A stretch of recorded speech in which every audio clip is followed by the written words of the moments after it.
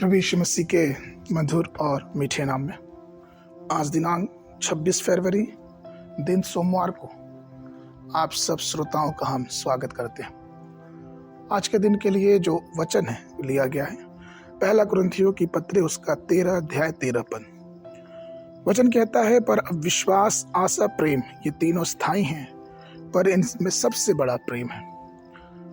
प्रियो, पवित्र शास्त्र में आपको इन शब्दों के असंख्य उल्लेख मिलेंगे, विश्वास, आशा और प्रेम। इन तीन शब्दों में विश्वास का जिक्र बाइबल में कम से कम 530 बार किया गया है।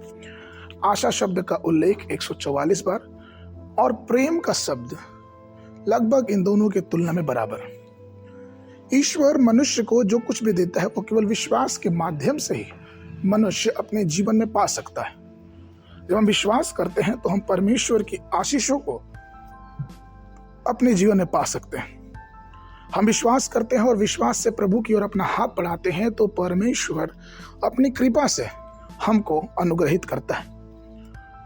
उस समय जब दिन रेडियो के थे, ट्रांजिस्टर के थे, तो आप ध्यान दीजिए कि कैसे किस प्रकार से अलग अलग स्टेशनों पे जब हम रेडियो को ट्यून करते थे तो हमें अलग अलग प्रकार के गीत, समाचार और खेलकूद के बारे में हमको जानने और सुनने को मिलता था। उसी समय विश्ववाणी का भी एक ऐसा स्टेशन था जो कि सुबह प्रभु यीशु मसीह के अच्छे गीत और वचन के प्रचार को प्रचारित करता था। लेकिन अगर हम रेडियो में अच्छे से ट्यूनिंग नहीं करेंगे तो वो मसीही गीत या प्रभु के सुसमाचार का प्रचार हमें नहीं सुनाई देगा। ठीक इसी प्रकार से हमारा जो जीवन है वो भी परमेश्वर के द्वारा अनगिनत आशीषों से भरा है, लेकिन जरूरत इस बात की है कि क्या हम उस जीवन को एक विश्वास के माध्यम से ट्यून करते हैं कि नहीं, उस विश्वास के माध्यम से परमेश्वर से जोड़ते हैं कि नहीं।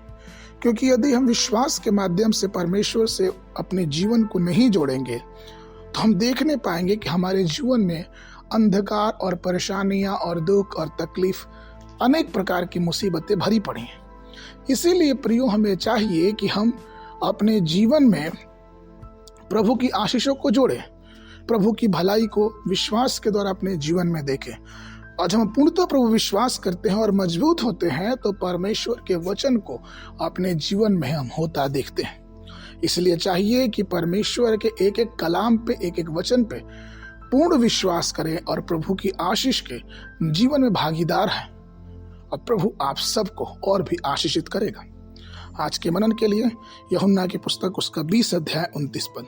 यीशु ने उससे कहा, तूने मुझे देखकर विश्वास किया, धन्य है वे जो बिना देखे विश्वास करते हैं।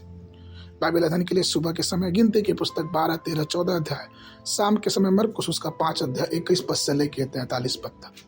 परमेश्वर आप सबको आशीष देवे। सब